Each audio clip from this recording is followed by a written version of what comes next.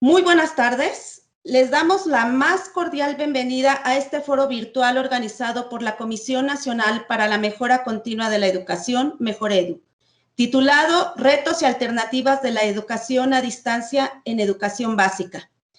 Esta tarde nos acompañan la doctora Claudia Saucedo Ramos, académica de la Facultad de Estudios Superiores Iztacala de la UNAM, miembro del COMIE e integrante del Sistema Nacional de Investigadores desde 2001.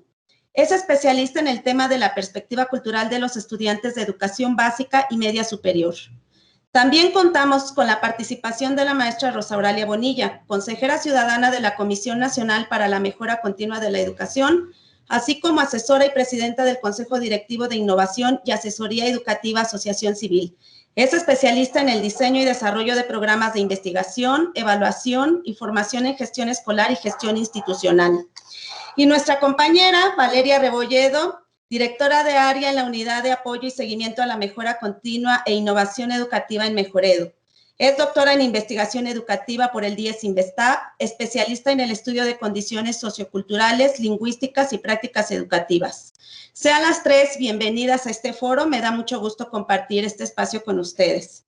El foro tiene propósito de analizar los retos que implica para las comunidades escolares iniciar este ciclo escolar a distancia. Y en la medida de lo posible en este foro, también discutir a través de nuestro diálogo cuáles son aquellas sugerencias para los docentes.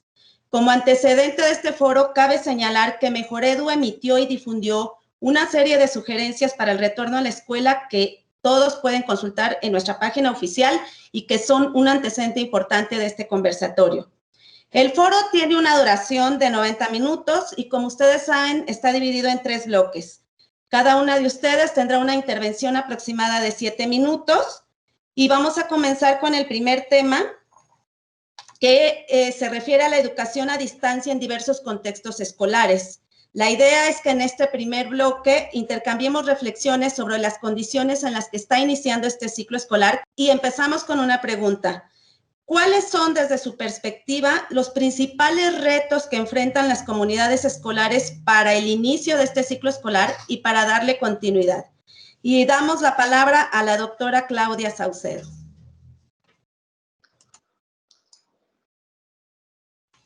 Doctora, ¿sí nos escucha, doctora Claudia? Sí, hola, buenas tardes. Ya es cosa de que activar bien el micrófono.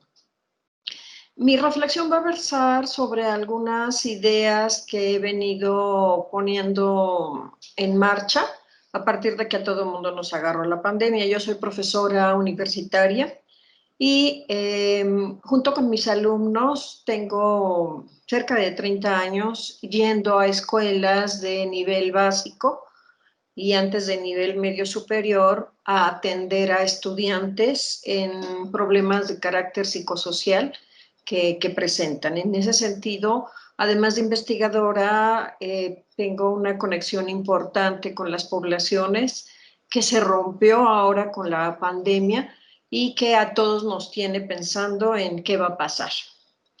En los tiempos actuales de esta pandemia, una de las primeras ideas que tengo como profesional de la salud, porque soy psicóloga, como he mencionado, es la necesidad de entender y aceptar la incertidumbre.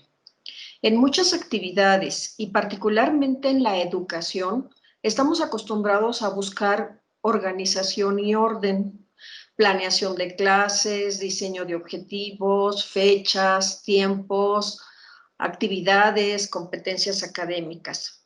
Todo esto nos ha demandado una visión del presente y del futuro inmediato como algo que debemos cumplir en tiempo y forma, o al menos alcanzar lo más cercano a como se nos pide. En la realidad, se reconoce y acepta poco el carácter de improvisación y dinamismo que tienen lugar en las aulas. Si bien cada docente se esfuerza por llevar a cabo a sus alumnos hacia los objetivos y metas que les son marcados, cada día tenemos que encontrarnos con lo incontrolable, o sea, no solamente en tiempos de pandemia, sino todos los días, con lo incontrolable, con lo que queda fuera de nuestras manos y ante lo cual no queda otra que improvisar. Aquí me gustaría retomar la noción de improvisación de Donald Trump. según la cual es en la reflexión en la práctica que los profesionales ajustan las soluciones a problemas que no se habían visualizado antes. Pero dicha improvisación siempre está fundamentada en un pensamiento dentro de la disciplina, es decir, que no es un actuar independiente de la formación que el docente tiene. Ahora bien, esta noción de improvisación se ha retomado por lo general en investigaciones y programas de intervención para forzar una reflexión sobre la práctica. Después de que se trajo toda la teoría de Donald Schoen, sobre todo las escuelas de formación docente para el magisterio, hubo todo un trabajo para que se le retomara esta idea de improvisación como forzarlo para la reflexión. Y la improvisación con frecuencia no tiene una reflexión detenida como la que esperaríamos, ¿no? Sino que es, justo como lo señala Schoen, la capacidad que tiene el profesional para pensar con espontaneidad, con urgencia, con carácter de emergencia, aquello que debe ser resuelto en la práctica. Entonces, la noción de improvisación que quiero resaltar se refiere a la capacidad que debemos desarrollar para seguir metas y objetivos, pero con alta tolerancia a la frustración, sabiendo que en los actuales tiempos de pandemia no será posible lograr todo lo que nos proponemos.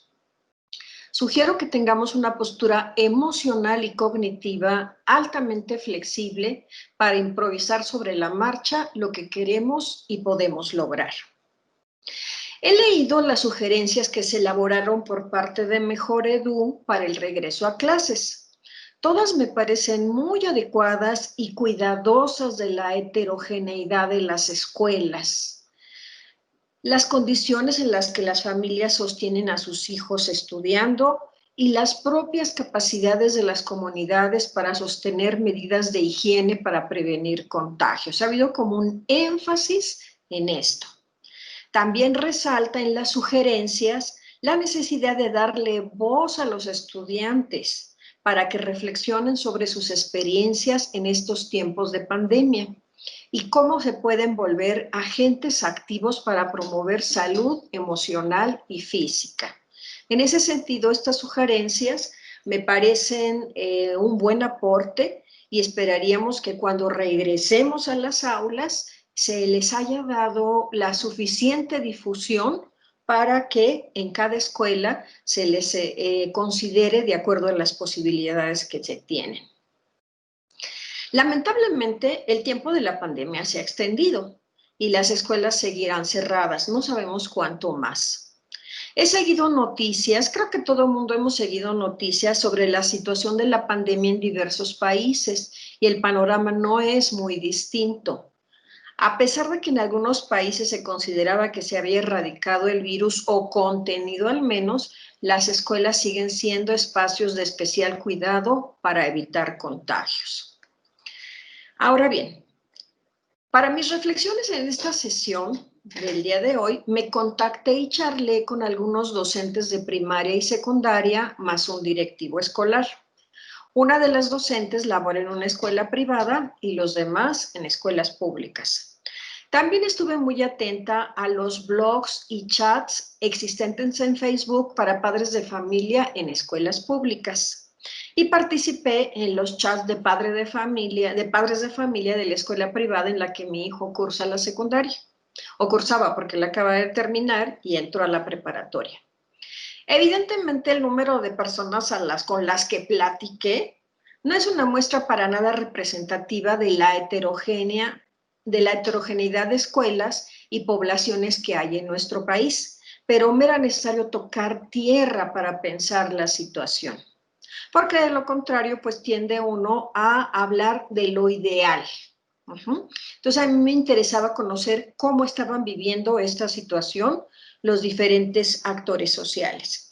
Porque también es cierto que los medios de comunicación tienden a presentar panoramas alarmistas y desalentadores, sea cual sea la problemática de la que se trate. Por eso para mí muchos de estos medios no son confiables.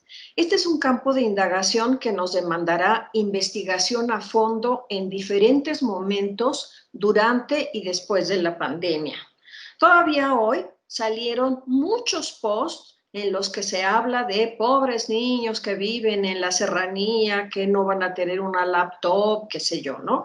Sin que realmente conozcamos a fondo qué es lo que está pasando, ¿no? Entonces, empiezo con señalar las problemáticas que he identificado. Una parte complicada durante el tiempo de clases en línea será la relación familia-escuela. Los padres se han posicionado en diferentes momentos como agentes de presión ante la escuela. En las escuelas privadas se ha notado un descenso en la matrícula dadas las propias dificultades económicas que tienen los padres.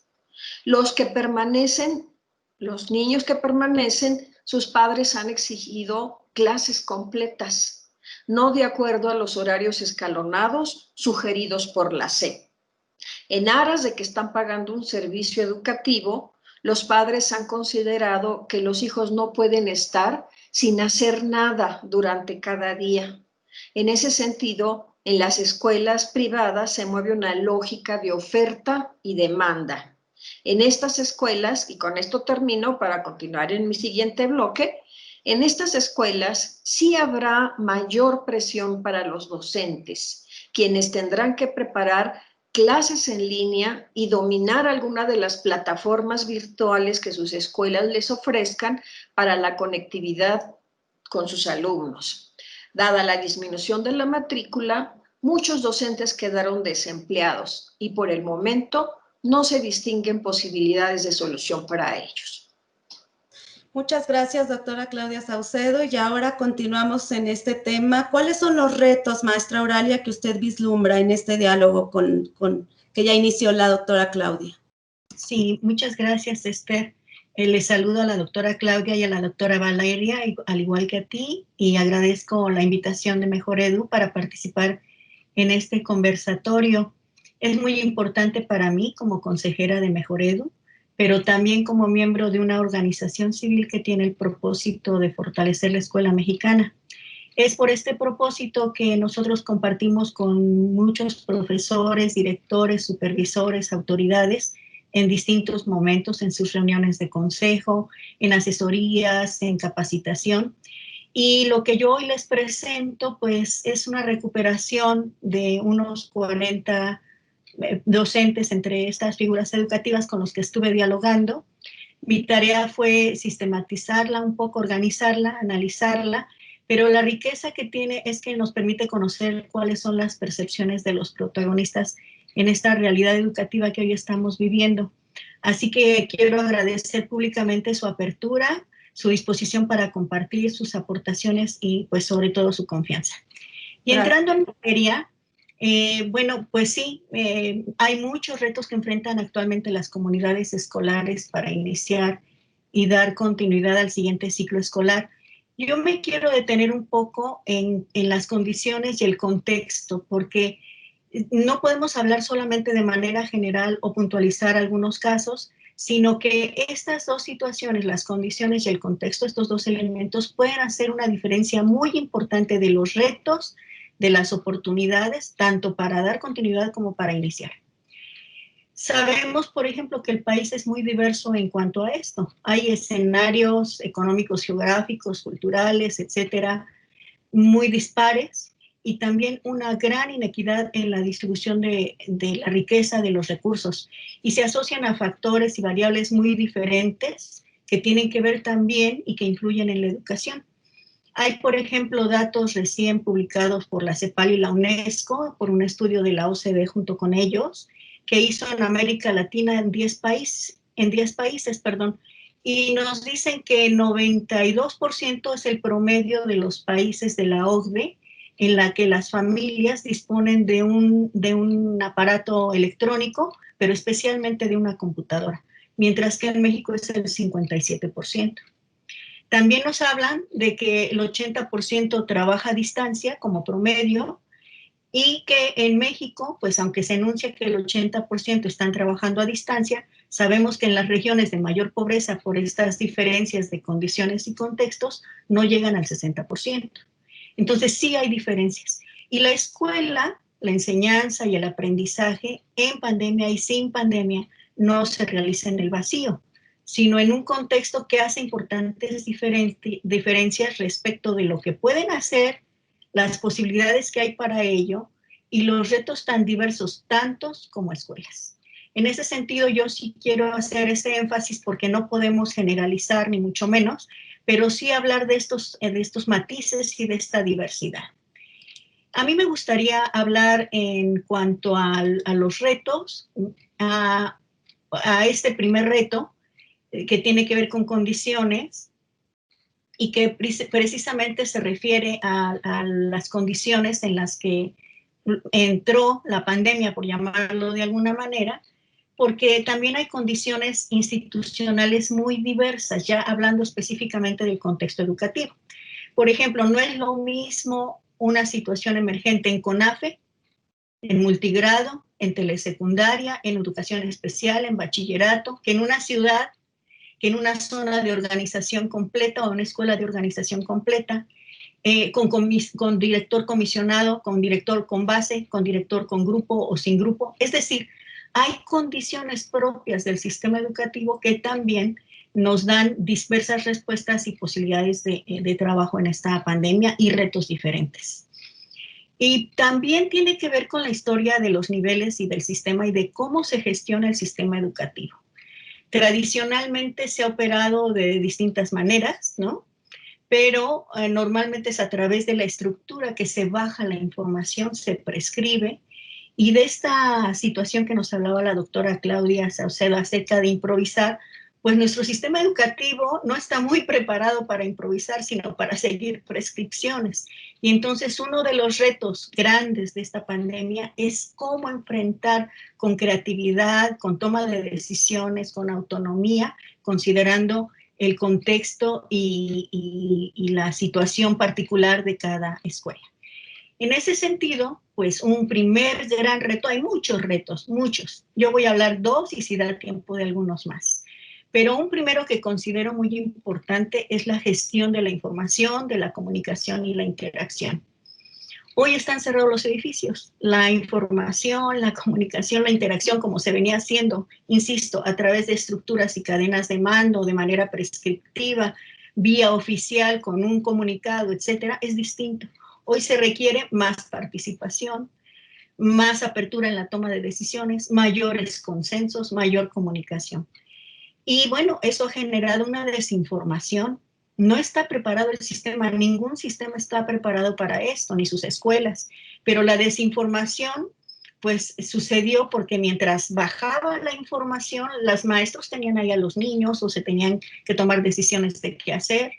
Las áreas centrales estaban coordinándose en una débil articulación que tienen y coordinación dentro del sistema. Y las formas de control, de supervisión y de dar la información resultaron ineficaces en general. Los maestros fueron tomando decisiones sobre la marcha y muchos profesores se quedaron sin información. Hoy se realiza mayormente a través de medios electrónicos, sin la calidez y las ventajas de lo presencial. Y por otro lado, pues por este gran reto de la gestión de la información y la comunicación, muchas cuestiones no se cerraron, o sea, no se ha cerrado un ciclo escolar realmente. Para poder abrir y dar continuidad al siguiente, tenemos que cerrarlo. Por ejemplo, hay maestros que nunca participaron con sus alumnos, alumnos que nunca se localizaron, alumnos que fueron abandonados, entre comillas, por la escuela y maestros también abandonados por el sistema o por el director, directores que no pudieron articularse, etc.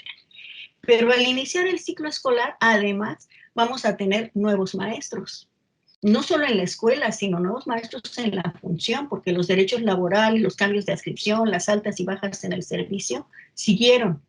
Y también habrá nuevos alumnos.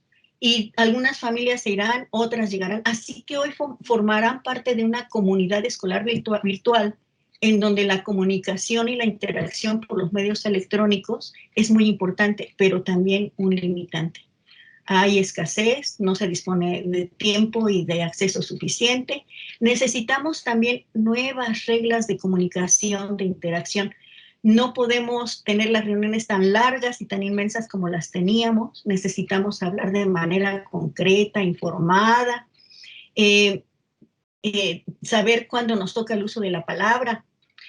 Y pues ya se están dando situaciones como estas en las que, por ejemplo, las reuniones de consejo técnico escolar intensivo ya las vimos en las redes prellenadas, ¿no? O sea, estas situaciones de información y comunicación y también las cuestiones no esperadas y desvirtuadas.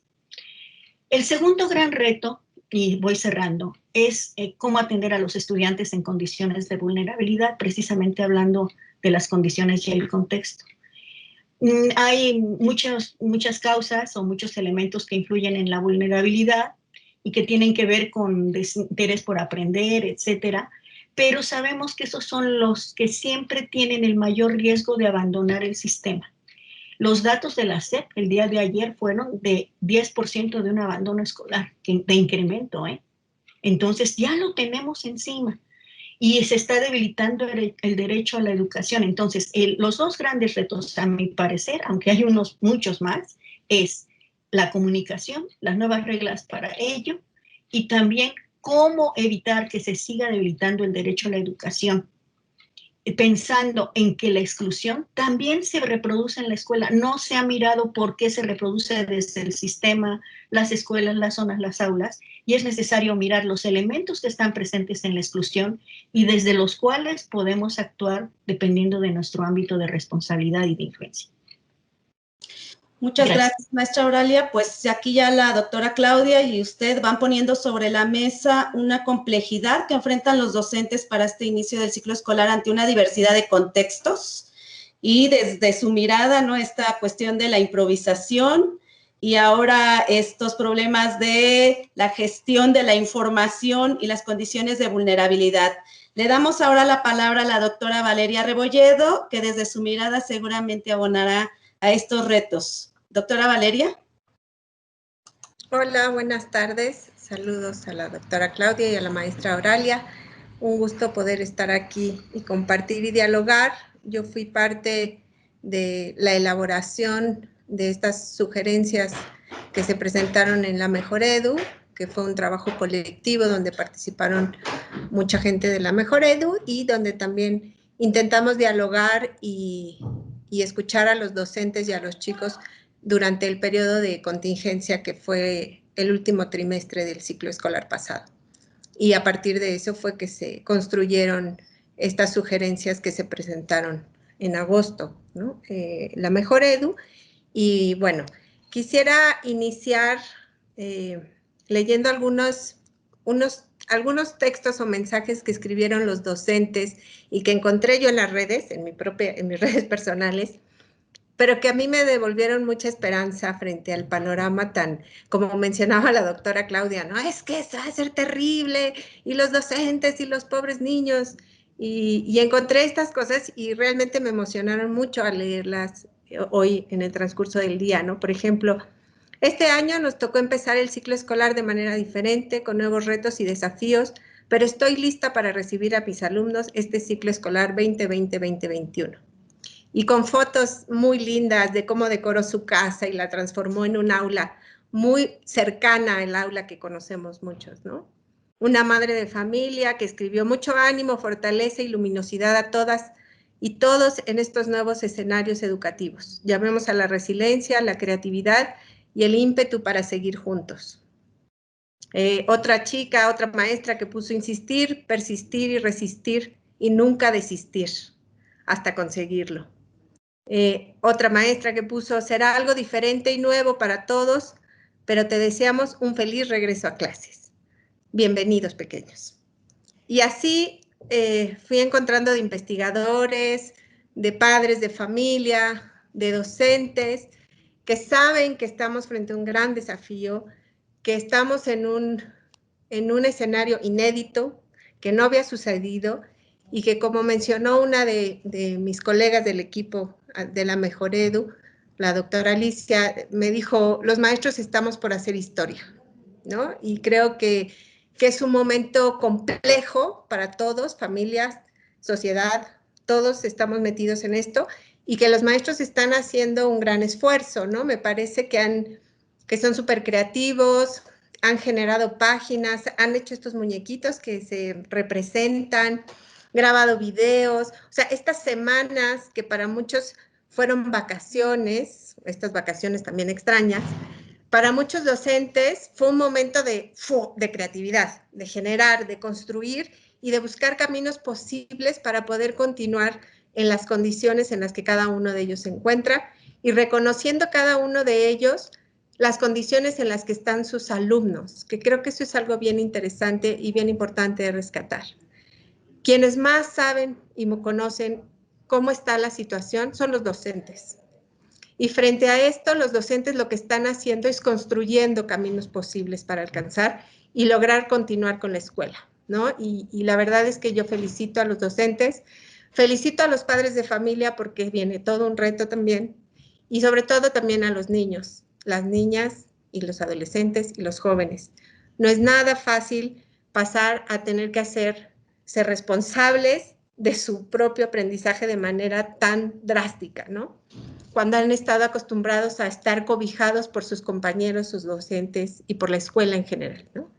Entonces yo quisiera como iniciar con eso. Y creo que dar continuidad a esto que venían ya mencionando tanto la doctora Claudia como Oralia, sobre creo que uno de los retos más grandes que se enfrentan es la diversidad, ¿no? Y la diversidad que no es nueva, la diversidad que siempre ha estado. La escuela ha sido diversa desde toda su historia, aunque se ha intentado homogeneizar y pensar que la escuela es la misma, pues los que nos acercamos a la escuela sabemos que son muy distintas las condiciones y los contextos en los cuales se encuentran. Y como mencionaba ya la maestra Bonilla, ¿no? Tenemos escuelas multigrado, CONAFE, tenemos los CAM, tenemos la escuela urbana, tenemos la escuela rural, pero incluso, por ejemplo, de pronto se pensaría la escuela urbana como ese lugar privilegiado. Y realmente yo me cuestiono si la escuela urbana es la privilegiada. Mira a los niños del campo, que yo normalmente hago trabajo de investigación en zonas rurales, y los chicos tienen posibilidades que mis hijos aquí en la ciudad no tienen. Están encerrados en casa. Los chicos rurales van al campo, van a la milpa, van a pescar, tienen otra forma de vida y de aprendizaje, ¿no? Entonces, todo esto es diferente, ¿no? Y las diferencias son difíciles de atender desde la política pública, creo, que eso es importante entender, ¿no? Cómo poder generar una política que logre cubrir a todos, ¿no? Ese es, creo que, uno de los retos importantes también. Cómo poder generar una política que realmente cobije a todos y donde todos quepamos, desde nuestra diferencia y desde nuestro ser, y a lo que pertenecemos, ¿no? Por otro lado, también hay una diversidad de familias, ¿no? Tenemos las familias con un solo hijo, tenemos familias con 8 hijos, tenemos familias donde la madre sí se dedica al cuidado 24 horas, 7 días actualmente de los hijos, tenemos familias donde los dos padres de familia tienen que salir a trabajar o trabajan desde casa y están todo el día conectados a la computadora. Todos estos contextos diversos que hay en las familias actualmente tienen un impacto mayor en las trayectorias escolares de los chicos, porque ¿quién los acompaña en este proceso? Habrá quienes sí tengan un acompañamiento en casa, pero habrá quienes no lo tengan. Y que los chiquillos tengan que irlo resolviendo. Si es hijo único, él solo, y si no, pues con el hermano o con quien compartan el hogar. Eso me parece importante. Y por otro lado, pues esto que decía de las comunidades, ¿no? También son diversas las comunidades, no es lo mismo un contexto rural que un contexto urbano, semiurbano, un contexto donde los chicos sean de escuela privada que de escuela pública. Todo esto va generando una complejidad que para poder hacer una política donde entren todos se vuelve muy compleja, ¿no? ¿Cómo hacer una estrategia donde todos ellos quepan? Creo que esa es una pregunta importante que nos tendríamos que hacer. Por otro lado, también tenemos alumnos diversos, que todos los docentes lo saben, ¿no? Muy diferente, el niño que no se está y que ahora está en su casa y entonces se acuesta, baja por el desayuno, regresa, está comiendo, ¿no? Y también tenemos una diversidad de docentes. Y aquí, por ejemplo, tenemos nuestros docentes jóvenes, ¿no? Los nobles, los que acaban de ingresar, y que muchos tienen muchas habilidades, pero también tenemos docentes que tienen una larga trayectoria. Y que la cosa de las tecnologías genera cierto como resistencia, cierto temor a no saber cómo manejarse dentro de este mundo virtual. Entonces, como vemos la diversidad, pero esto existía, ¿no? Pero ahora esto lo evidenció más. Y junto a esta diversidad, una de las cosas que se visibilizaron fue las desigualdades históricas que tenemos, porque una cosa es la diversidad y otra cosa es la desigualdad. Entonces, me parece que la desigualdad es otro de los retos muy importantes. Y estas desigualdades no surgieron ahorita, y no surgieron por el COVID, y no surgieron por un nuevo gobierno o por el gobierno. Es una cosa que se ha construido a lo largo de la historia y que hoy se hace visible frente a una situación de emergencia que nos pone al límite. Y esta desigualdad hace que no tengan los mismos recursos tecnológicos. Y esta desigualdad de los recursos tecnológicos ponen en riesgo la continuidad trayectoria de los estudiantes. ¿Por qué? Porque si no tienen tele, o solo tienen una tele, o solo tienen un celular, o las escuelas privadas, como mencionaba Claudia Saucedo, si tienes a tus hijos en 2 escuelas privadas, en distintos grados, y tú trabajas, necesitas mínimo 3 computadoras, y un internet muy bueno, que te jale para que aguante la jornada conectado en línea, ¿no? Entonces, me parece que las desigualdades históricas, la falta de conectividad y el acceso a la tecnología y a los dispositivos son un reto importante que habría que analizar y que buscar, y que de hecho en la sugerencia se trató de decir, no nos centremos en la tecnología como la solución. Tenemos que buscar cómo hacerle sin tecnología para poder atender a todas estas poblaciones que no tienen estos accesos. Pero con eso cerraría. Gracias, doctora. Haciendo un resumen de sus aportaciones, pues sí, el ambiente es muy complejo y de hecho cuando se construyeron las sugerencias de Mejor Edu, precisamente atender esta diversidad fue el principal reto, ¿no? Dice la doctora Claudia, pues en una primera lectura parece que se atiende esta diversidad que tanto la doctora Valeria como la maestra Rosa Auralia también ponen sobre la mesa, pero es muy difícil desde una política, y ese es un reto para los sistemas educativos, ¿no? Los que pone la maestra Auralia sobre la mesa. ¿Cómo flexibilizamos y facilitamos esta gestión de información en los distintos niveles del sistema educativo para que los docentes se sientan apoyados por sus directores, por sus supervisores, jefes de sector, autoridades locales y pues por el macrosistema? O sea, ya eso es una complejidad. Otra complejidad o rasgo de lo que ustedes han mencionado, la doctora Saucedo decía sobre la incertidumbre que estamos enfrentando desde que empezó esto, y construir políticas también a partir de un proceso incierto es difícil, y para los docentes se torna todavía más difícil. Estamos respondiendo a contextos inciertos, donde tiene razón la doctora Auralia, la maestra Auralia, al señalar que mucho facilitarían también los sistemas de gestión más coordinados entre sí. Esta diversidad, por último, que pone en la mesa la doctora Valeria, en lo micro, ¿no? Que no solo está la diversidad en el sistema, pensando en los docentes y en las escuelas, y que siempre ha existido, sino la diversidad entre las familias y los mismos niños. Es como, a mí se me imagina como una matrushka, ¿no? Empezamos viendo el sistema desde lo más macro, pero si nos vamos hacia esa última parte del sistema, pues lo que tenemos en el centro es la diversidad de niños, estudiantes de secundaria y de preescolar, primaria, que tienen que cursar en estos momentos la escuela en estas circunstancias. Y eso nos da pie para abrir la siguiente parte de este conversatorio. Finalmente, la tarea que tienen los maestros ante este panorama complejo y estos retos que ustedes han mencionado, pues es la enseñanza y es el aprendizaje de los estudiantes.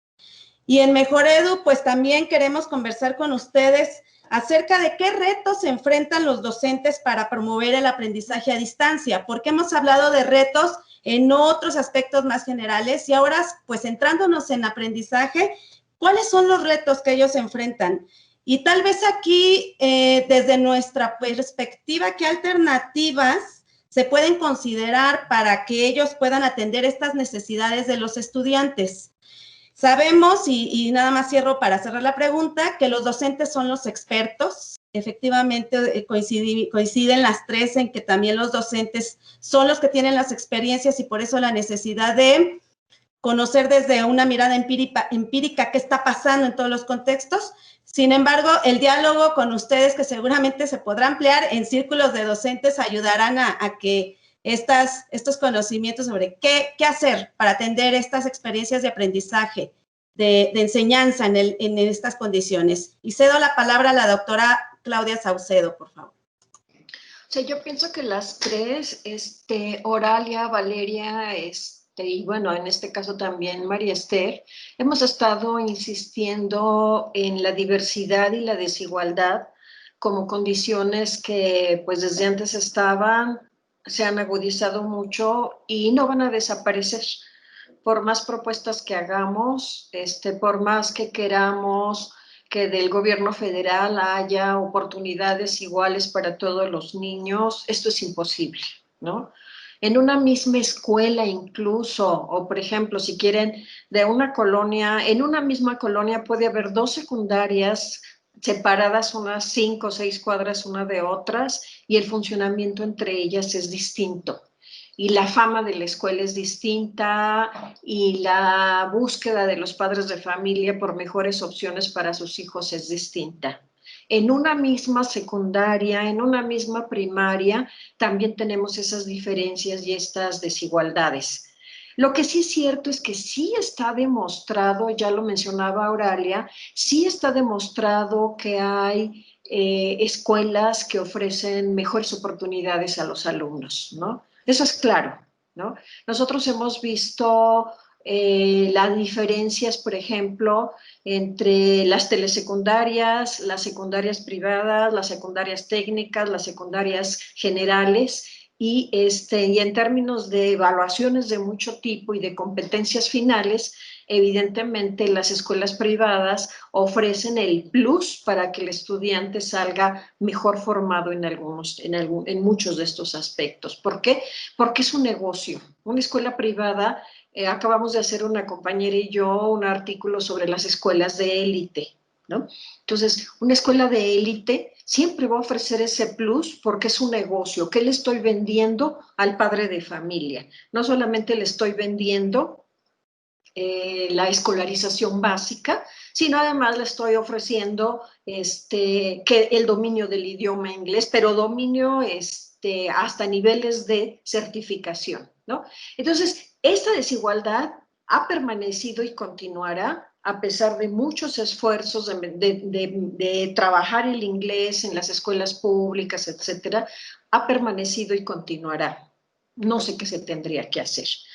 Pero lo que yo sí pude ver a través también de mis indagaciones fue que tanto en escuelas públicas como privadas, cuando empezó la pandemia, primero como que hubo un par de semanas en que todo el mundo estábamos pasmados.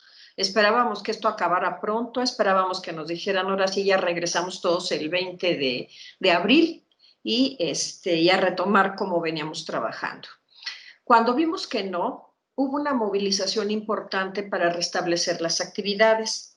En las privadas se estableció el contacto con los padres de familia a partir de las plataformas que ya se venían manejando, porque ese es un producto que se vende en una escuela privada.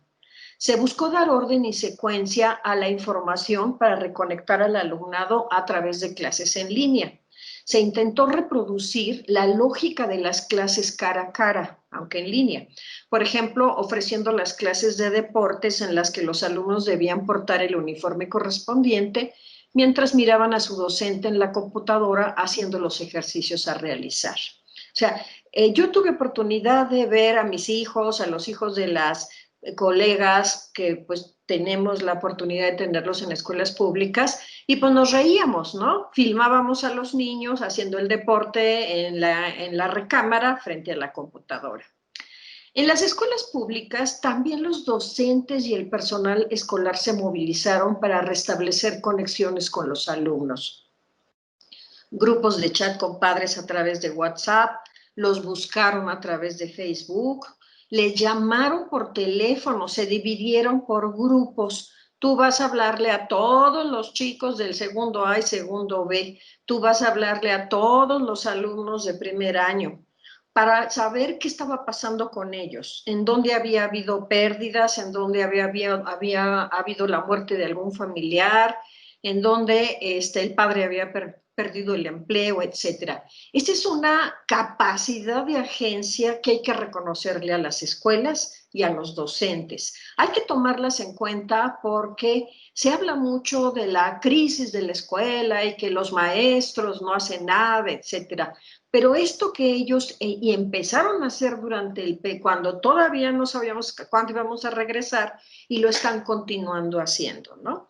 También elaboraron tareas e instrucciones para que los alumnos realizaran y los pusieron en los blogs que algunas escuelas tienen. También los imprimieron y los dejaron en la entrada de las escuelas para quien quisiera pasar por la información. Se le decía al padre de familia en un cartelón: aquí están las instrucciones, pasen por ellos. Se imprimieron los cuadernillos con las actividades y los dejaron en las papelerías de la colonia para que los padres de familia fueran a buscar las tareas y mandaran las evidencias por los medios que más les acomodara. En ese sentido, hubo una necesidad de vincular la relación familia-escuela de una manera muy activa. Tanto en escuelas privadas como en públicas, se siguió al pie de la letra no calificar reprobatoriamente ni presionar a estudiantes que no pudieran conectarse. Hubo desacuerdo porque los docentes se dieron cuenta que había alumnos que trabajaban, otros que sus papás les hacían las tareas, incluso los exámenes, otros más que no volvieron a aparecer en el panorama, aunque se les hablaba por teléfono, el niño o la niña desaparecieron del panorama, a pesar de la cual todos tuvieron calificaciones arriba de 8. Entonces, pero aquí lo importante es, creo que ahí sí hubo, como se ha estado mencionando, el que se apegaron a las estipulaciones que dio la SEP. ¿Qué tan malo o bueno fue? Ahorita voy a comentar desde mi punto de vista. Sin duda, las valoraciones acerca de las calificaciones que los alumnos obtuvieron se encuentran en un terreno muy fangoso en este periodo de pandemia. Se comprende la demanda que la SEP ha hecho al respecto, pero permanece la incomodidad de no estar evaluando acorde a las prácticas comunes.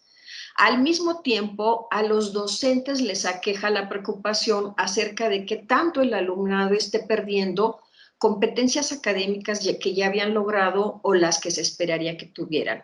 Por ejemplo, una docente de un camp comentaba que se sentía muy angustiada porque ella era especialista en manejo del lenguaje y cómo decirle al padre de familia, a pesar de que le dio todas las instrucciones a la madre de familia a través de una secuencia escrita y habló por teléfono con la madre e incluso habló con la madre y le decía, a ver, ahorita que estamos hablando, practique la pronunciación de tal letra con su niño, ¿no? Entonces ahí tenían a la señora conectada con la maestra practicando con el niño, a pesar de lo cual la maestra se dio cuenta que el niño había retrocedido de cómo lo había dejado, ¿no? Entonces esta cuestión de el desarrollo y pérdida de competencias, más adelante lo voy a trabajar. Hasta aquí me quedo. Gracias, doctora Claudia. Y ahora la maestra Rosa Auralia Bonilla, por favor, si nos ayuda con esta pregunta. Sí, claro que sí. Primero quiero agradecer la pregunta. Es una pregunta que me gustó mucho, porque justo los contenidos curriculares y la tarea de la escuela hacen la diferencia respecto de lo que está pasando en esta pandemia en otras organizaciones e instituciones sociales. Por ejemplo, la sanitización, el cuidado, la sana distancia, una mejor nutrición, tener a tiempo los equipos.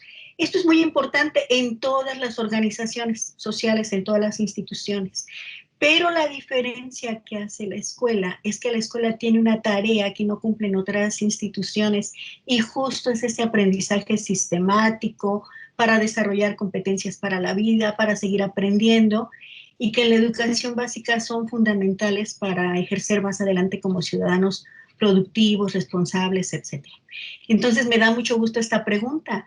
Yo he visto muchísimos materiales de la SEP, de la Mejor Edu, de iniciativas de docentes, en donde ponen por igual, digamos, en prioridades las tareas a realizar. Y es cierto que unas son de vida o muerte, el cuidado de la salud, pero no por eso podemos olvidar cuál es la tarea central. Por dos razones. Porque es la que efectivamente interpela al docente, como también su función, su razón de ser, y tiene que estar presente cuando hay alguna orientación. Y por otro lado, permite revalorar la función de la escuela, socialmente hablando. Es decir, la escuela es una institución que realiza funciones que no realizan otros. Un padre de familia, por muy bien preparado que esté, no forzosamente tiene la capacidad y la competencia profesionalmente hablando para que su hijo desarrolle ciertas capacidades, competencias, conocimientos sobre los temas de matemáticas, por poner un ejemplo. Entonces es una pregunta que a mí me agrada. Yo creo que tendría que ser el tema central en el sistema educativo, alrededor del cual, como en el sol, giraran los demás elementos y se articularan, no a la inversa. Y eso me ha preocupado porque lo he visto muy frecuentemente e inmediatamente en la comunidad, en las comunidades educativas, nos asimos de eso para evadir la responsabilidad que nos corresponde. Por ejemplo, es que no tenemos internet, es que no hay cloro, es que los padres, etcétera, etcétera. Cuando nosotros ponemos en el centro este gran reto, la razón de ser del sistema y sus escuelas, estamos avanzando. Y bueno, yo una vez dicho esto, quiero decirles que estuvimos observando muchas reuniones de Consejo Técnico Intensivo y podemos sintetizar los retos en 5 o 6, pero los primeros son como a partir de la pandemia con un énfasis y los otros son históricos, 2 son históricos. El primer reto que expresaron las escuelas reiteradamente es la comunicación constante y con la totalidad de los alumnos. O sea, no quieren perder alumnos. Y no solo se debe a una buena conectividad o a la falta de aparatos o a los datos insuficientes económicamente hablando, ¿no? Sino que se refiere a qué mecanismos, qué estrategias logran articular, animar, cohesionar, buscar la colaboración, etc. Eso es más complicado. Lo otro es contar, aunque se están distribuyendo, pero contar y utilizar los libros de texto disponibles como eje para diseñar las actividades que tienen que llevar contenidos acordes a los programas de la TV, de la televisión. Y bueno, ¿por qué lo digo? Porque no en todas las comunidades hay libros de texto, porque no llegan puntualmente, pero además porque tenemos hoy una diversidad de libros de texto. Por ejemplo, en telesecundaria, pues trabajan con distintos libros de texto dependiendo del plan de estudios que está en funciones, ¿no? Y para lograr los aprendizajes esperados también necesitan conocer los planes y los programas de televisión, que a unos días no se conocían. Finalmente se decidió, yo creo que era una decisión ya dada, pero en la escuela no llegaba. No sabíamos cómo iban a ser los programas, dicen los maestros, hay mucha premura, improvisación. ¿Qué va primero? Y ahí el asunto es de prioridad. Me refiero al sistema educativo, al gobierno del sistema educativo. Otra dificultad que los maestros estuvieron mencionando frecuentemente fue cómo hacer un diagnóstico del aprendizaje, que incluye un apartado no siempre tan valorado ni tan necesitado como hoy, que son las características de los alumnos y sus familias. Entonces, ¿cómo hacer ese diagnóstico si ni siquiera tengo completo mi grupo? Y más si es un grupo nuevo o tiene muchos alumnos que por primera vez están con él, ¿no? Y la evaluación de los aprendizajes a distancia. Ambas cosas, el diagnóstico de las características y condiciones de los estudiantes, de su aprendizaje y la evaluación de lo que saben y lo que les falta por saber a distancia, pues es muy complejo. Y hay otros 2 que son más históricos y que tienen ahí arrastrándose durante mucho tiempo y que considero desde mi particular punto de vista y por lo que he escuchado, que es tiempo de que el sistema educativo, básicamente la SEP, con apoyo, con aliento, con orientación, con evaluación y seguimiento de la Mejor Edu, que es que los maestros realmente conozcan y manejen a fondo los planes y programas de estudio, los enfoques pedagógicos, que intercambian experiencias docentes. Y bueno, más hoy que tienen 2 asignaturas nuevas, ¿no? En ese sentido, ellos señalan que qué van a hacer, porque ellos saben que llega una administración y les cambia la vida, aunque no es como tal, ¿verdad? Pero como se anuncia que lo de antes no y esto sí, pues genera un desconcierto y una desubicación muy difíciles. Otra cuestión es cómo hacer la planificación. Ya se planifica en la mayoría de las escuelas, ¿eh? Esto es un gran avance en las últimas 3 décadas. Pero ahora no solo vamos a planificar y comprar, sino que ahora tiene que ver con la televisión, con el uso de los libros y luego cómo apoyar a los que tienen otra vez más rezago. Esto es lo que dicen ellos, ¿eh? Es lo que dicen ellos.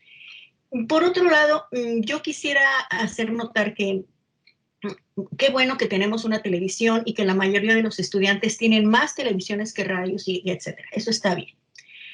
Pero no podemos olvidar ni de parte del gobierno del sistema ni de parte de los maestros y quienes estamos trabajando con maestros que son un medio y que no podemos confundir los medios con los fines.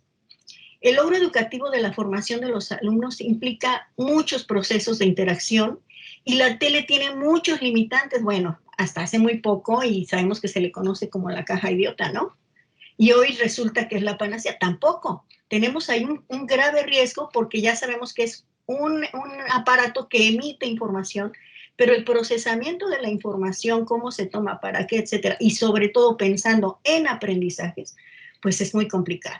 Entonces, si concentramos el énfasis en los medios y en los recursos, más que en los procesos y en los fines, corremos el riesgo de que el significado de la educación pase a un segundo plano y que haya un desenfoque de prioridades. Atender lo urgente, que es necesario, sí, pero no desplazar lo importante, no desenfocar la tarea fundamental del sistema educativo. El sistema educativo tiene una tarea y los medios son los recursos, entonces por ahí está un asunto. Otro que mencionaron los profesores es, pues, qué contenidos curriculares vamos a trabajar, qué certidumbres básicas tenemos, porque se suman cambios a cambios a cambios. El plan de estudios de 2011, el del 18, ajustes, nuevas asignaturas, con asignaturas todavía pendientes de la anterior administración, libros de texto elaborados para un plan de estudio en modalidad presencial, pensando en una escuela prototipo, que deja modalidades, sistemas, subsistemas, siempre y tradicionalmente marginados. ¿Cómo hacer? Yo sé que ese es un gran reto, pero justo aquí, por ejemplo, en las sugerencias que vamos a ver más adelante, tendríamos que pensar cómo empezar a la inversa.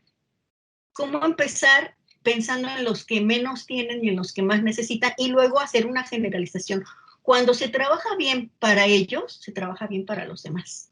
Bueno, pero eso es otro. Y otra cosa que a mí me preocupa es que se les ha mandado el mensaje de que hay que hacer un repaso, un remedial, una intensiva. Ojo, porque estamos contradiciendo lo que el propio plan y los programas de estudio dicen, que el plan de estudios está organizado en espiral, que tiene diversos niveles de introducción, de dominio, de aplicación práctica, etcétera, ¿no? Y resulta que ahora en 3 meses vamos a ponerlos al corriente. El mensaje es muy equivocado. ¿Qué están haciendo los maestros? Quitando y poniendo temas, no contenidos básicos ni aprendizajes esperados. Ellos están trabajando como si fuesen temas.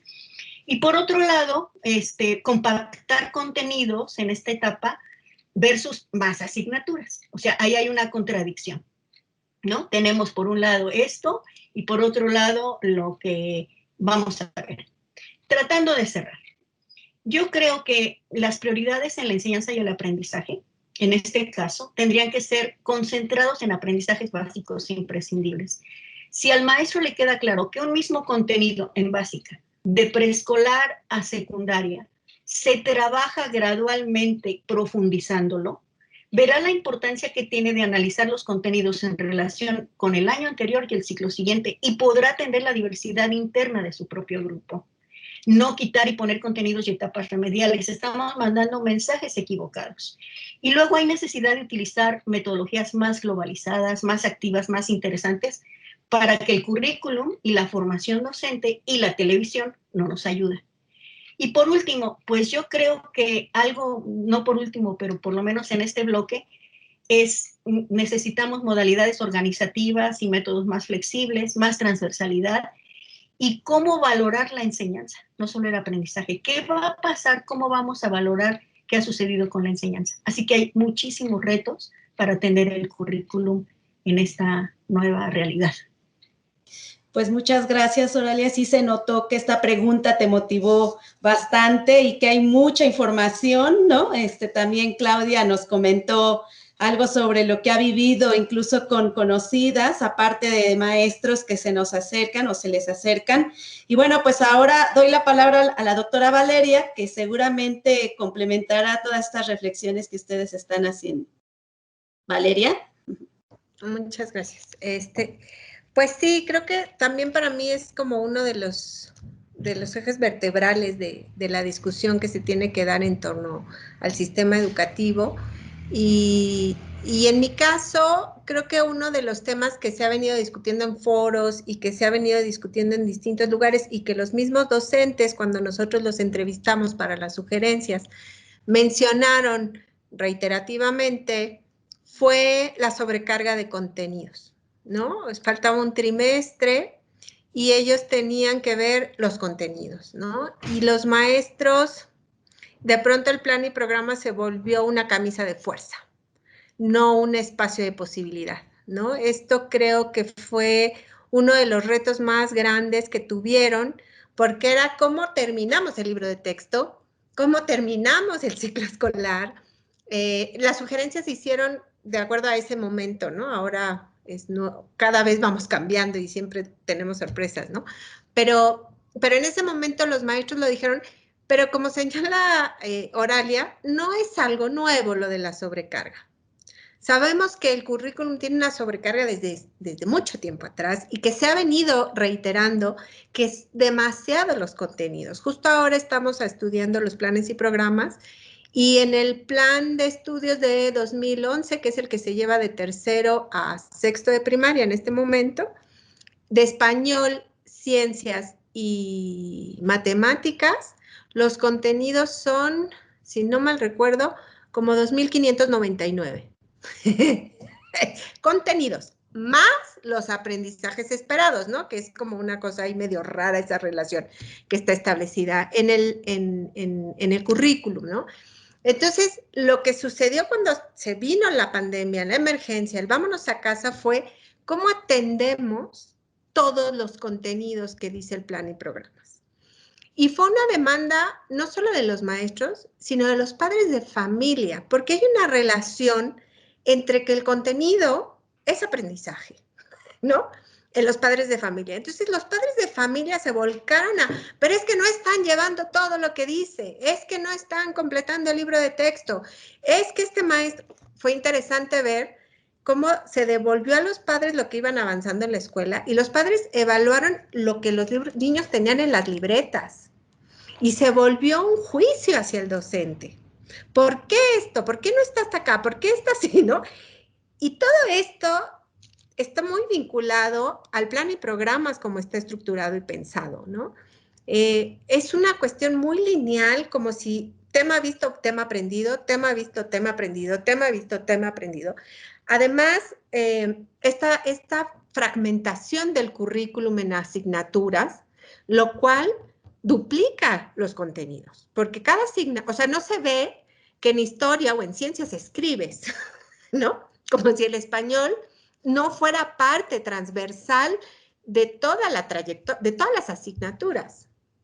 Puedes escribir un texto de divulgación científica para la asignatura para ver ciencias naturales, pero como la currícula está en estas cajitas, como si el mundo fuera fragmentado y no integral, eso mete a los docentes en un conflicto muy fuerte, pero no solo a los docentes, también a las familias, también a los estudiantes que están viendo el mundo como si el mundo fuera así. Y se viene la emergencia y se ve que no se puede resolver de esa manera, que tenemos que buscar formas distintas de pensar el aprendizaje, ¿no? Y esta idea de que el aprendizaje se da una vez y ya, ¿no? Vimos el tema, ya, el bloque 3, pasamos a bloque 4 y ahora tenemos que hacer esto y vamos evaluando y te evalúo, lo tuviste bien, no lo tuviste ni modo, seguimos. Me parece que esa fue una de las cosas que también evidenció la pandemia, que lo puso ahí, que dijo, hay que replantearlo, y que ahora con la televisión me parece que esta cuestión de la televisión obligó a quienes estén encargados de diseño curricular a sintetizar los contenidos, a priorizar, porque ahora son 2 horas por grado. Entonces, ¿qué puedo dar en 2 horas por grado? Ya no tengo esta cuestión de poder. Entonces, creo que este ejercicio y esto que se está poniendo en la mesa y se está haciendo más evidente, yo espero que lleve hacia un replanteamiento real del currículum, y esto que mencionaba Oralia, ¿no? Realmente pasar a un currículum en espiral que permita ir complejizando, ir regresando, repetir, pero siempre con un reto que implique al chico y que los chicos vayan teniendo mayores retos conforme van avanzando, pero lo cual no significa generar más temas. Puede ser el mismo tema, irse complejizando. Y un poco nosotros en las sugerencias remitimos mucho a la experiencia de la escuela multigrado, de la cual yo he trabajado de manera cercana, porque algo que hacen los docentes multigrado, porque imagínense, si tienes los 4 grados de tercero a sexto, imagínense la cantidad de contenidos. Los docentes lo hacen, los docentes multigrado. Priorizan, hacen sus mapeos, seleccionan temas, conectan un tema con un grado con el otro. Entonces, nosotros quisimos pensar desde ese lugar, cómo pensar un currículum diferente que se pudiera romper con esta estructura ya tan establecida que tenemos, ¿no? Y esto también, pues, importante, ¿no? La escuela está pensada para ser presencial. El libro de texto está mediado por una interacción constante entre docentes y estudiantes y entre los propios estudiantes. La posibilidad de voltear y decir, ¿tú qué pusiste? Que no es tanto copiar, sino reflexionar en conjunto sobre las respuestas de los chicos. En estos momentos no se da. No hay esta posibilidad de retroalimentación entre pares o con los propios docentes. E incluso entre los propios docentes, la comunicación, esto que señalaba Oralia, es muy compleja en este momento a la distancia. Aunque cada vez han estado estableciendo mayores redes y blogs y espacios de discusión, pero sí creo que una de las cosas importantes es valorar lo presencial, ¿no? Los contenidos no van de un lugar a otro, ¿no? Esta idea de la televisión o de estos medios como el niño espectador que va a absorber lo que dice la televisión, sabemos que no pasa, ¿no? Que tiene que ir acompañado de una discusión y de un diálogo con el otro para poder construir estos procesos de comprensión de lo que está sucediendo en nuestro entorno. Entonces, de acuerdo también con lo que han venido diciendo, ¿no? La televisión es un recurso y es un recurso útil, ¿no? Y es un recurso que seguramente a muchos estudiantes les va a servir, pero que también va a haber muchos otros que no. Por lo tanto, lo que tendríamos que buscar es diversificar los recursos, no irnos a uno solo, sino que, y los docentes lo hacen, porque obviamente si ven que sus estudiantes no tienen tele, pues dicen, pues, ¿a dónde le busco, no? Y van y se graban, lo mandan por WhatsApp, lo mandan por distintos medios, o van a las casas, ¿no? Muchas historias de quienes fueron a sus casas a darles trabajo, a darles desde un pizarrón. Incluso hubo escuelas que decidieron abrir en comunidades pequeñas porque dijeron, necesitamos estar ahí, ¿no? Entonces, es importante, creo, esta cuestión de los recursos, ¿no? Pero seguiremos. Seguimos, perdón, un poco del tiempo. El tema es muy interesante y los minutos pasan muy rápido para expresar todo lo que ustedes han indagado, saben y han dialogado con los docentes. Entonces, esta cuestión sobre el aprendizaje, dicen, interpela no solo el aprendizaje, sino la enseñanza, dice Oralia, y creo que lo que ha dicho la doctora Claudia y la doctora Valeria, al igual que la maestra Oralia, nos dicen eso, no solo es el aprendizaje, sino la enseñanza. ¿Qué está pasando con los maestros?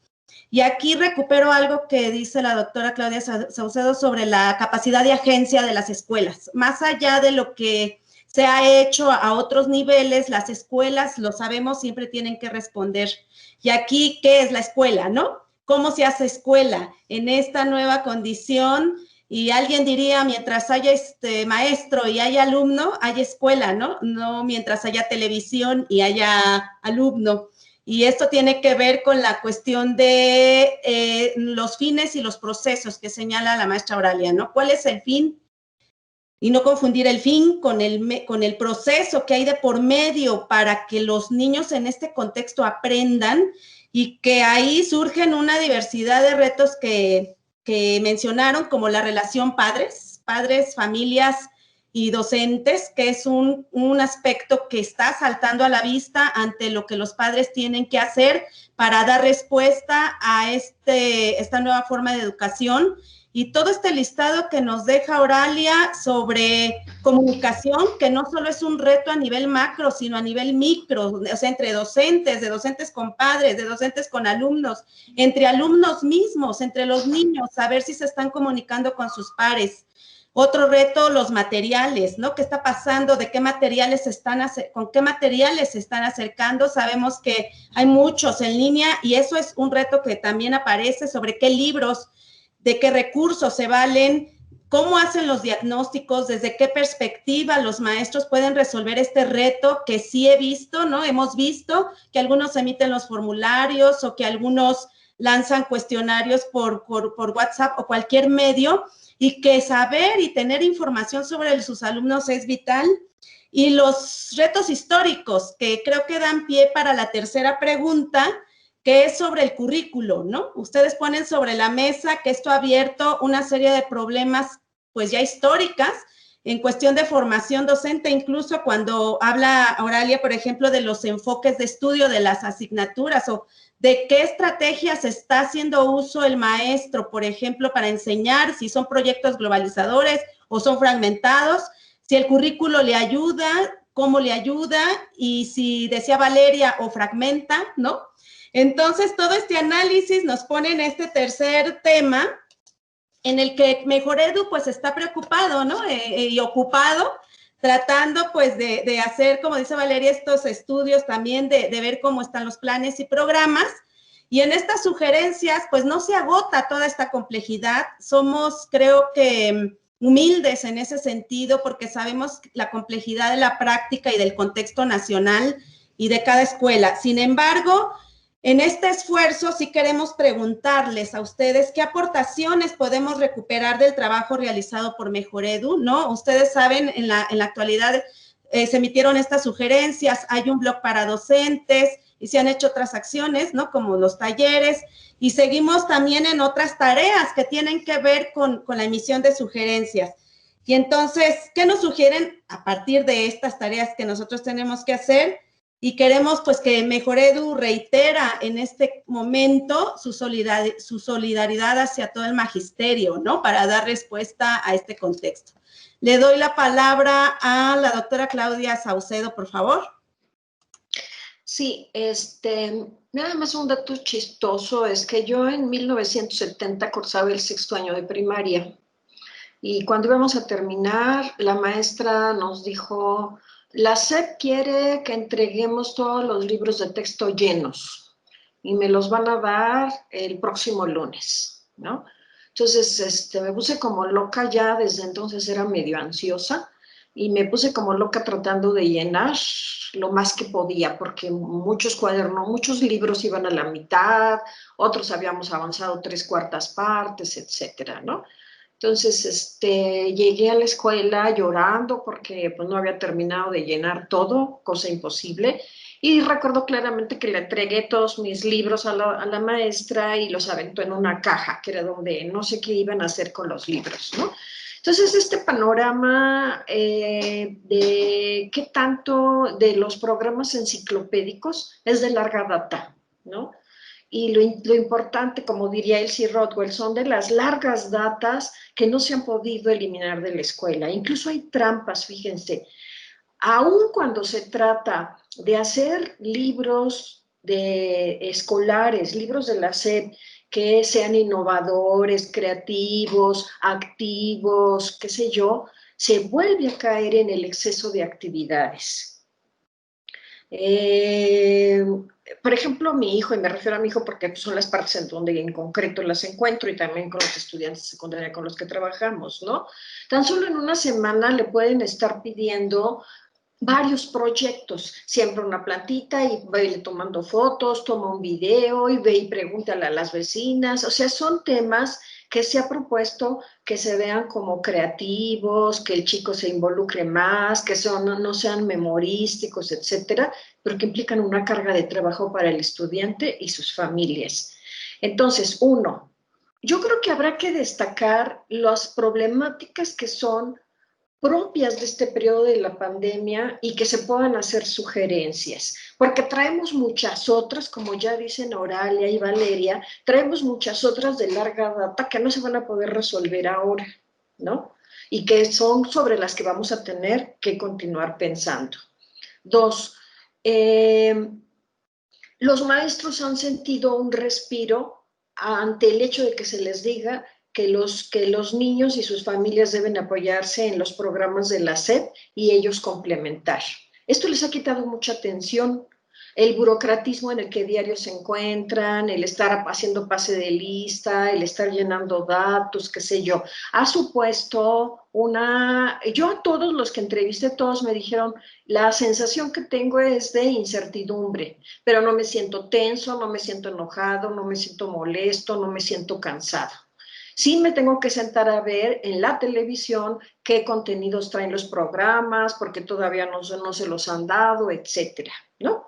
Entonces, me parece que aunque es una medida general para el país que no considera la diversidad y las desigualdades que hay, sí va a permitir que los docentes se dediquen a identificar alumnos en específico, a identificar actividades claves que permitan que enviarles a sus alumnos para no tener que abarcar todo lo que comúnmente abarcan durante los periodos de clase. 3, un reto muy importante es que los docentes tienen que seguir formándose en el uso de TICs. Ya dimos el paso y no puede ser posible paso atrás, ¿no? La investigación nos había demostrado, teníamos la falsa creencia de que los jóvenes dominaban las tecnologías de la comunicación. No es así, lo hemos encontrado. Dominan las que tienen que ver para tiempos de ocio y de socialización, pero las plataformas académicas, las plataformas para difusión de conocimiento y qué sé yo, las hemos estado empezando a dominar nosotros. Y los docentes son quienes tienen que continuar como un reto muy importante en este camino. 4, no va a ser posible esperar aprendizajes significativos. Por eso yo decía al inicio que tenemos que trabajar con un sentido de improvisación y aceptación de lo real. Es imposible pensar que en este periodo el alumnado logre los aprendizajes que pudieran haber logrado estando en vivo, en cara a cara. No podemos hacer contrastes, no es posible contrastar la manera de funcionar en vivo, cara a cara, y la manera de funcionar en línea, en el trabajo en línea. Creo que lo poco o mucho que logren obtener los estudiantes a partir de su contacto con los docentes va a ser ganancia. Va a ser necesario reajustar entonces las expectativas que se tiene de qué se va a evaluar. Bueno, ya además tenemos el precepto de que todos tienen que poner arriba de 8, ¿no? Entonces, los maestros están desanimados, lo que sí les preocupa, lo que sí les desanima es regresar a clases y encontrar que van a tener que volver a empezar de cero, como dijeron ellos, ¿no? Esta es la realidad y no vamos a poder hacer nada más. Por más que digamos que vean otro programa, que el papá le ayude, ya vimos todas las dificultades. Creo que el reto va a ser plantear desaparecer por el momento evaluaciones nacionales, evaluaciones comparativas, imposible aplicarlas, porque lo que no se va a poder obtener es en ese terreno. Un último que ya no me logró tiempo de ofrecer es la salud mental del estudiantado, que normalmente recibe un gran apoyo en los contextos escolares y que ahora se está perdiendo de esto mismo, ¿no? Entonces, ese sí va a ser un terreno de gran afectación, porque en las familias, también por el carácter del encierro y por pérdidas de muy diferente tipo, nuestros adolescentes están sufriendo.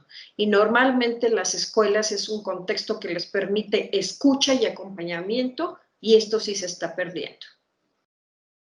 Muchas gracias, doctora Claudia. Pues nos pone sobre la mesa muchos puntos que algunos Mejoredu seguramente puede incidir, otros a veces habrá que analizar, ¿no? Hasta dónde intervienen otros actores. Esto de la salud que menciona de psicológica, ¿no? Es un punto importante que estamos enfrentando en lo socioemocional.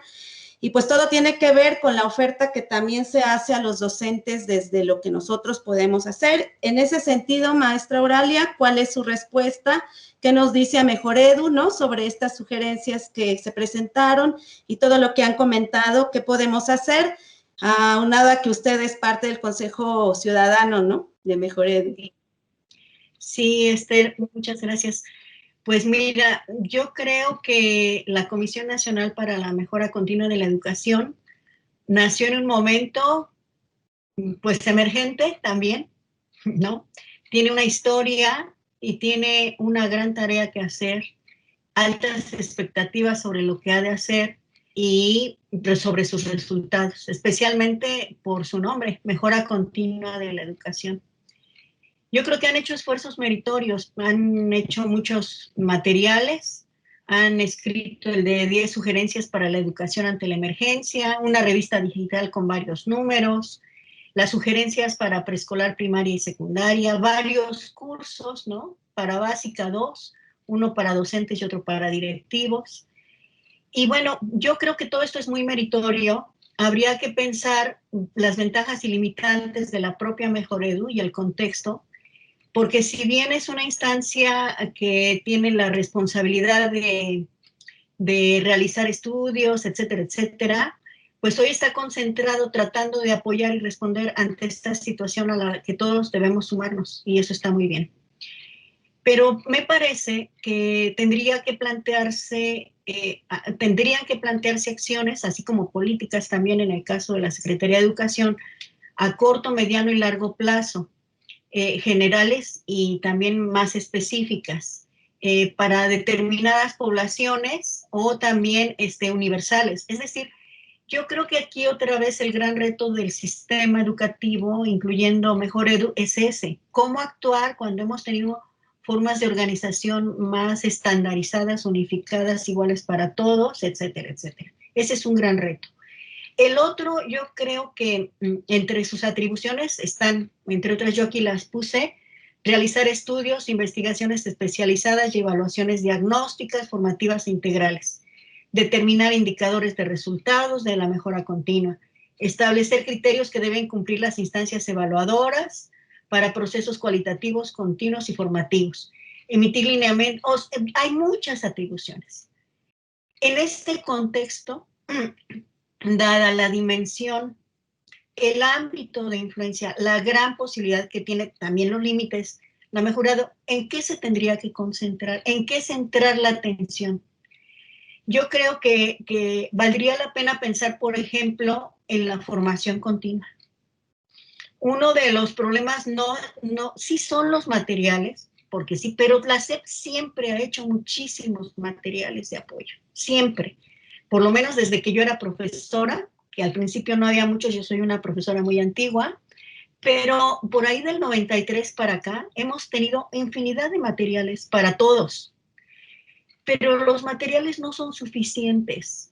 Hay necesidad de otras condiciones institucionales que corresponde mirar, acompañar, asesorar, orientar a Mejoredu, como la coordinación y articulación de las distintas instancias del sistema.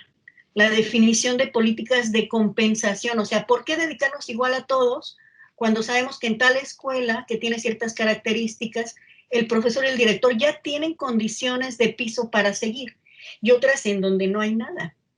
Entonces, ¿cómo priorizar? ¿En qué priorizar? Por otro lado, ¿cómo orientar la capacitación? Esta tarea tan importante que ha sido debate y uso de muchos esfuerzos y tiempo durante mucho tiempo. Yo recuerdo que hace 2 administraciones los profesores tenían más de 1000 cursos para tomar, y hoy tienen más, y hoy son voluntarios, etcétera, etcétera. Pero no hay lineamientos, no hay un modelo de formación continua como sistema educativo que pueda orientar. Entonces, igual, lo digo porque a nosotros también nos llaman para darles una orientación sobre coaching, pero coaching de psicología barata, por ejemplo, nos piden, ¿eh?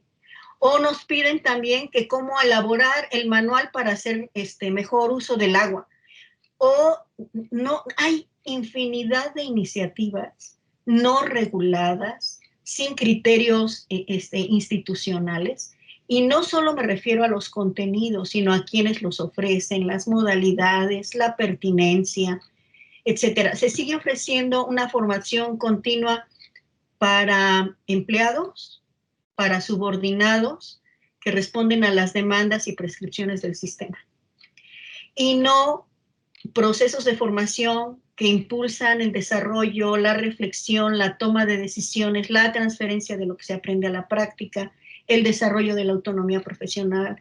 Y eso tiene que ver con un modelo que hemos seguido usando y que seguiremos si no se hace nada. Y aquí sí le toca a la Mejoredu, ¿no? Y por otro lado, yo creo que sí los materiales son muy prácticos.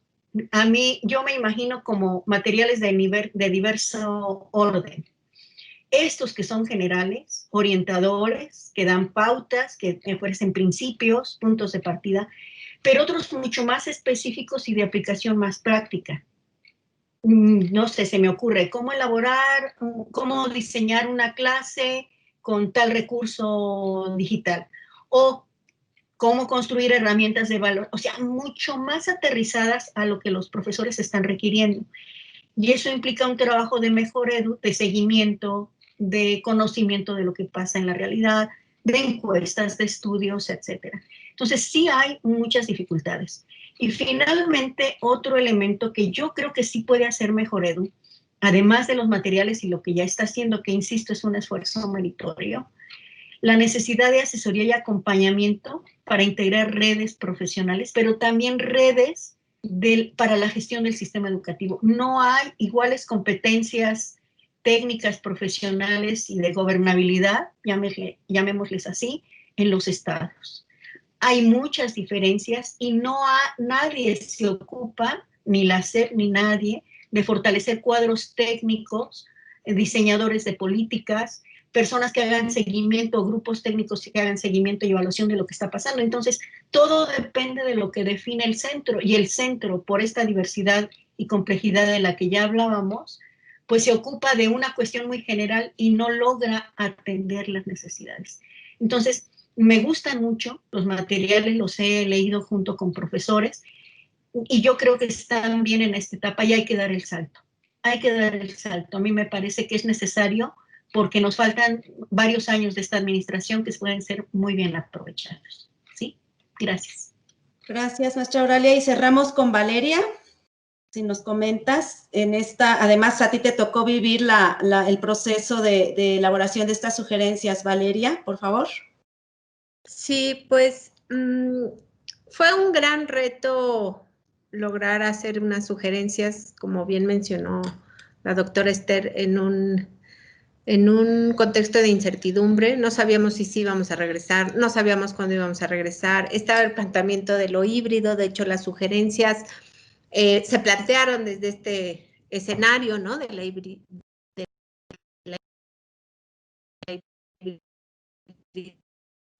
Así con un reto muy grande para todos. Hacíamos propuestas y de pronto era no, pero salieron teníamos que estar siguiendo lo que iban los mensajes, ¿no? Del secretario de Educación Pública para saber hacia dónde iba, y en la actualidad seguimos un poco igual, ¿no? No nos está marcando tanto la política, sino un virus que anda volando ahí, cuándo vamos a volver o no, y el control que tenga esto, ¿no? Entonces, eso fue uno de los grandes retos que tuvimos. Y también creo que esta cuestión con la que iniciamos, ¿no? El tema de la diversidad y la heterogeneidad siempre estuvo presente en nuestro pensar cómo hacer unas sugerencias en este contexto de pandemia. Y una de las cosas que nosotros pusimos al inicio de las sugerencias es que estas eran como un punto de apoyo para los docentes, un punto de arranque. No son el fin tampoco las sugerencias, no son la panacea. Ojalá pudieran resolver el problema. Si yo lo tuviera, lo compartiría con todo gusto. Pero no tenemos eso, sino que es un punto como para dar ideas a los docentes de por dónde ir.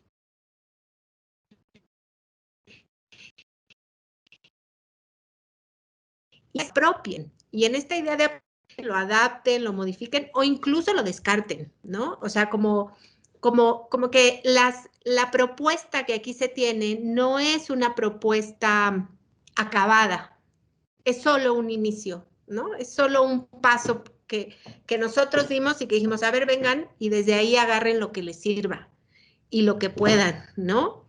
Y también intentamos mostrar esta heterogeneidad, intentamos incluir, ¿no? Lo más que se pudo, y no incluir desde una visión de que, vamos a hacer uno para multigrado, en esta idea fragmentada de la sociedad, sino decir, aquí hay sugerencias donde puedes incluir incluso a chicos que viven en una condición de discapacidad, ¿no? Con una condición de discapacidad, o que son hablantes de alguna lengua indígena o lengua extranjera, ¿no?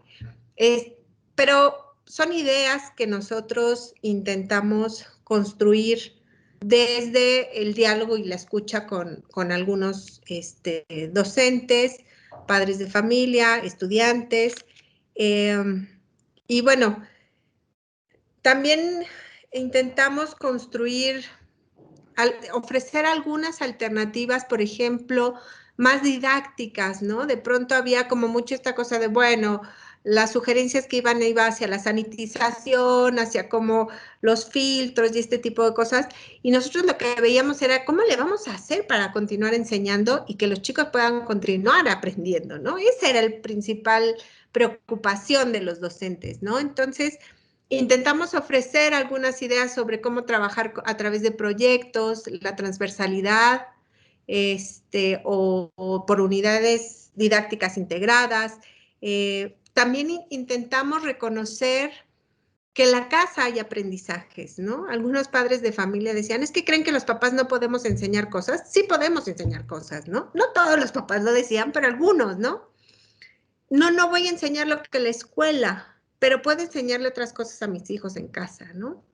Entonces, los aprendizajes, intentamos como recuperar esta idea de que los niños aprenden, incluso a pesar de los papás y de los... aprenden. Y que ahorita lo que se está dando son otros aprendizajes que nosotros lo que intentamos fue decir, bueno, ¿cómo reconocer dentro de estos aprendizajes que se están dando en estos contextos familiares, en el hogar, cómo reconocer esos contenidos que se pueden ir amarrando ahí? Realmente fue un reto.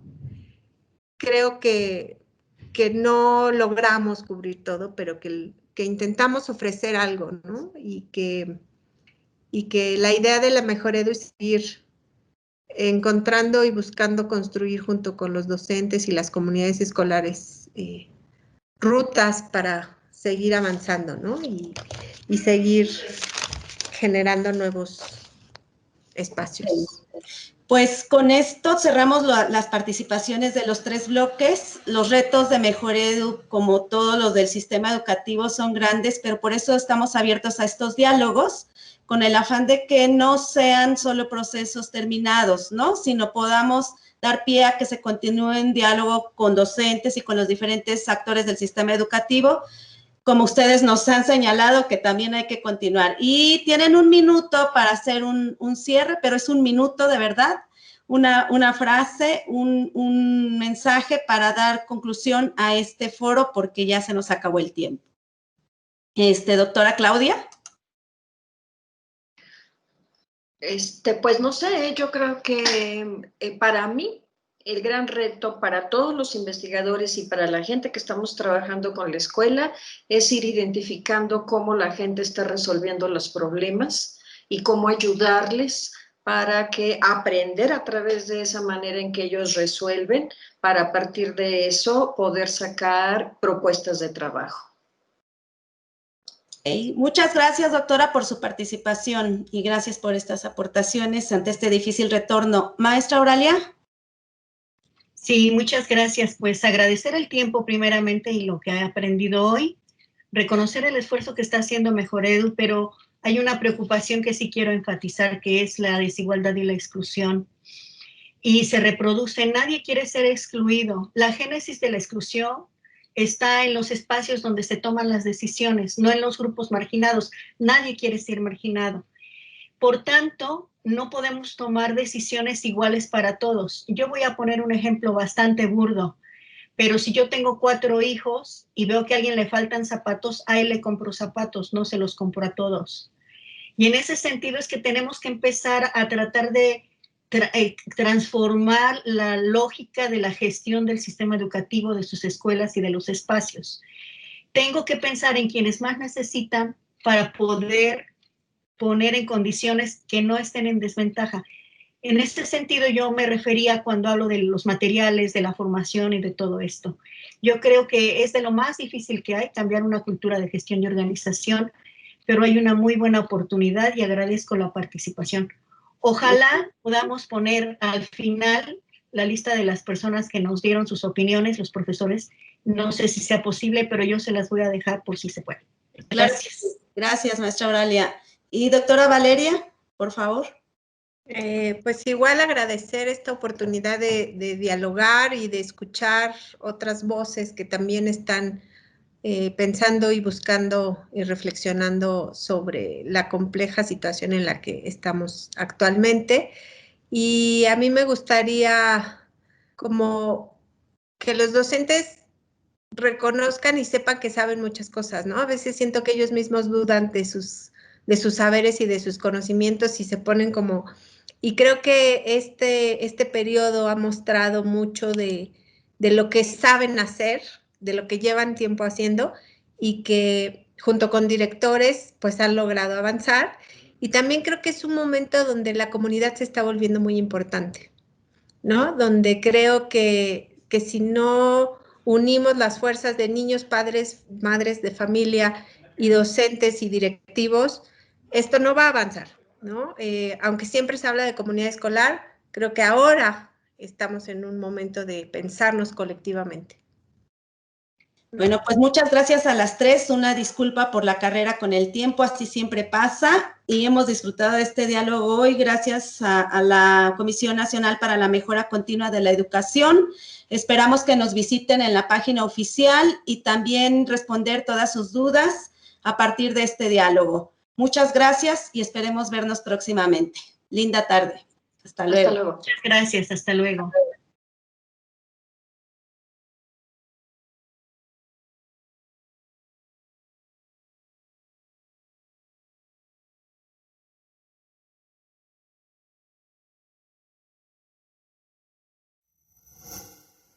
Gobierno de México.